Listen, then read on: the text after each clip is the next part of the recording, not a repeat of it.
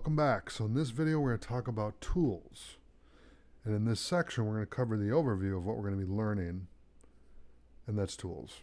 So we're going to be covering the following. Okay, and I'm going to start in the upper left hand corner here. We're going to talk about the following tools: selection tool, hand, zoom, orbit around cursor tool, okay, pan under cursor tool, dolly towards cursor tool, rotation tool, pan behind anchor point tool, that's a tongue twister, rectangle tool, pen tool, horizontal type tool, brush tool, clone stamp tool, eraser tool, roto brush tool, and the puppet position pin tool.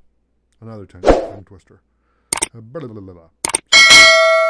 that, once we go through all those, then we're going to go over a summary of what we learned. So thank you so much for watching, and I'll see you in the next video.